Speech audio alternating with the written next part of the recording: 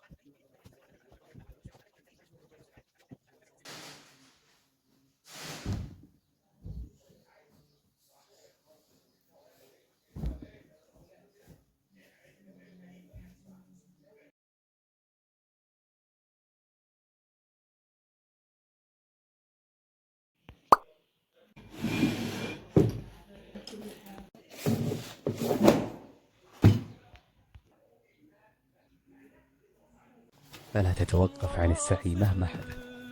جاهد واسع لهدفك في الحياة بكل جدية، حتى لو كانت خطواتك بطيئة وصعبة.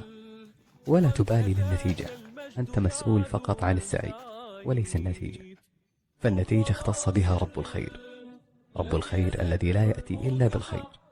وطالما أنك تسعى وتحاول الوصول فتصل، وسيكرمك الله ويفتح لك كل الطرق. لو بسألك سؤال أقول لك تجاوب بسرعة؟ طيب. كم عدد الأصابع في اليدين؟ 10. طيب في 10 أيادي؟ 100 أحسنت. إجابة خطأ. 10 أيادي 50 صح؟ ليش قلت 100؟ العقل إذا دخل في تجربة فإنه يبني على آخر نتيجة. آخر نتيجة كم؟ 10. طيب 10 في 10 خلاص ارمي، لا تفكر. اطلع من هذه الدوامة، اطلع. انت اليوم بالغ ناضج عاقل، قو عندك مهارة ضبط الذات، واضبط ذاتك. خلاص حط حد. انت اللي تتحكم في العالم اللي حولك، مو العالم اللي حولك يتحكم فيك. انت اللي تختار تدخل برامج التواصل الاجتماعي ولا لا، انت اللي تختار المدة اللي تستخدم فيها هذه اللعبة ولا لا، انت اللي تختار، مو بهم اللي يعطونك اياه. أنا أعرف أنت تشاهد وأنت مو برنس الرياكشن اللي كنت تشاهدني به قبل. أنت مو يعني أنت ممكن تشاهد والرياكشن مال وجهك هيك سارح أو هيك أيدك على خدك ومنهك، مو هاي الابتسامة اللي واضحة، لأن تعبان. أنا ما قايل لك لا تتعب، ولا أريد أتعاملك كأنه أنت ماكينة، مستحيل. حتى الماكينة هم تحتاج وقود حتى تكمل، تحتاج راحة حتى تكمل.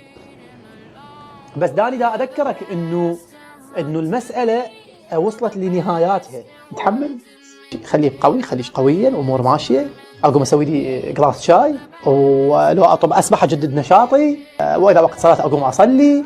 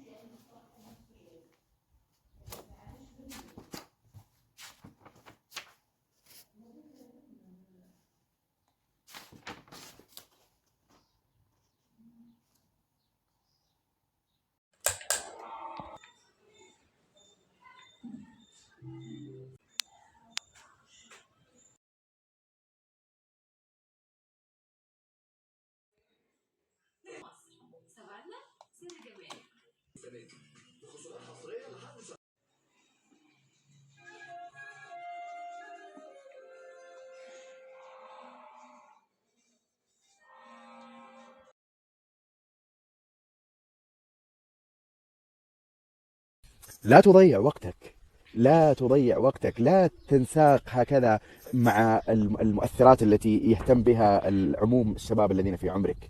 اصنع لك من الآن بيئة صالحة، اصنع لك أصدقاء جيدين يعينونك في بنائك، يعينونك في المستقبل. ودائما دائما كلما تعبت أو فترت أو تلكأت في الطريق فانظر للمستقبل. قل أنا لا أنظر النتيجة الآن، أنا أنظر بعد 5 سنوات، بعد 10 سنوات. وتابع الناس المتميزة اللي توجه الشباب الذين هم في عمرك، تابع ما الذي يطرحونه، ما الذي يرشدونك إليه من ناحية البرامج. كن مستقلا في تفكيرك، في آرائك.